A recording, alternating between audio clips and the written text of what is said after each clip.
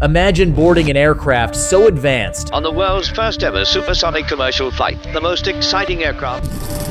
so breathtakingly fast, that breakfast in London and lunch in New York became a normal part of life. Imagine crossing the Atlantic in less than 3.5 hours, while the rest of the world spent twice as long in the air.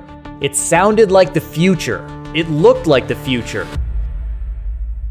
But behind the glamour, behind the celebrity passengers and the legendary speed, a hidden problem was quietly pushing Concorde toward a devastating end.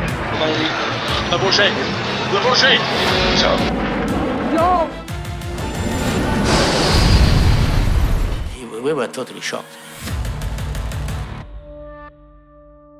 For decades, Concorde was treated like a miracle of engineering. Its sharp nose, elegant wings, and thunderous engines turned it into one of the most recognizable aircraft ever built. It's really a wonderful machine. It's been described as a beautiful white bird. Passengers didn't just buy a ticket, they bought status. Flying on Concorde meant joining an exclusive club that included celebrities, business leaders, and royalty. But the real story was even stranger. Because despite becoming an icon, Concorde was struggling almost from the moment it entered service, and the reasons had less to do with technology and more to do with a reality that engineers could never fully escape. The dream began with an astonishing goal. Britain and France wanted to build an aircraft that could fly faster than the speed of sound. At over 1,350 miles per hour, Concorde would cut travel times in half and redefine global transportation.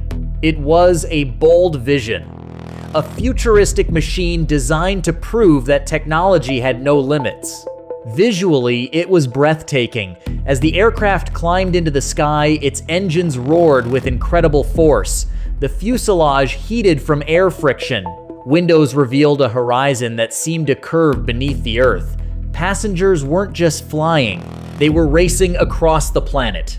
And for a moment, it appeared the gamble had paid off. Then, everything changed. The problem was bigger than anyone expected. Flying faster than sound created a powerful shockwave known as a sonic boom. Whenever Concorde crossed the speed of sound over land, people below heard an explosive thunder-like blast. Communities complained. Governments became concerned. Soon, restrictions appeared. Instead of flying supersonically across continents, Concorde was largely limited to routes over oceans.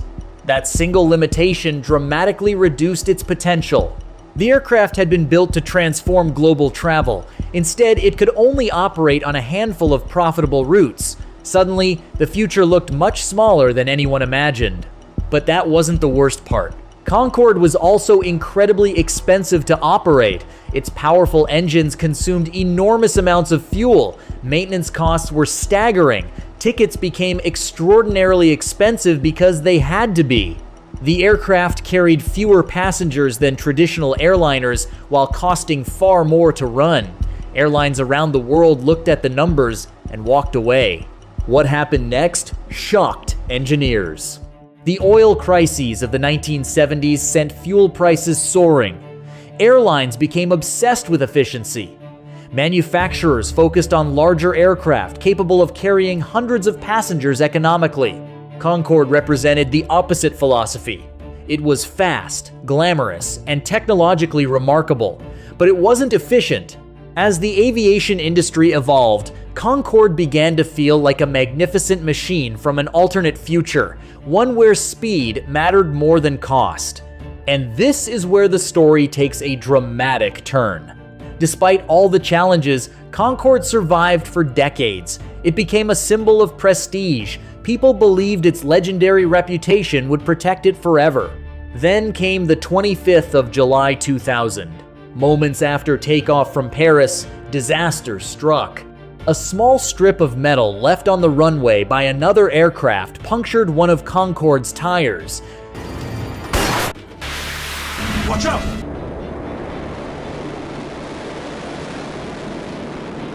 Within seconds, one of the most advanced aircraft ever built was fighting for survival. Witnesses watched in horror as the burning aircraft struggled to gain altitude. No time! No!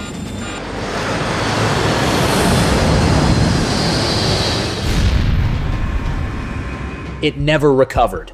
The crash killed everyone on board and several people on the ground. The world was stunned. For years, Concorde had represented technological perfection. Now, a catastrophic chain of events had exposed a vulnerability few had imagined. What they discovered changed everything.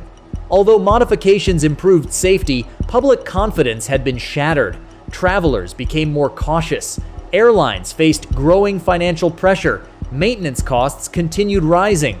And another challenge was already approaching. The world after 2001 looked very different.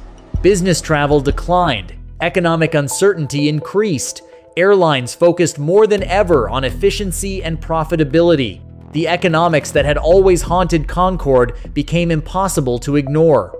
The aircraft was no longer competing against other planes. It was competing against reality. In 2003, Concorde completed its final flights. It was faster than everything around it, more advanced than most aircraft of its era, more beautiful than almost anything that ever flew.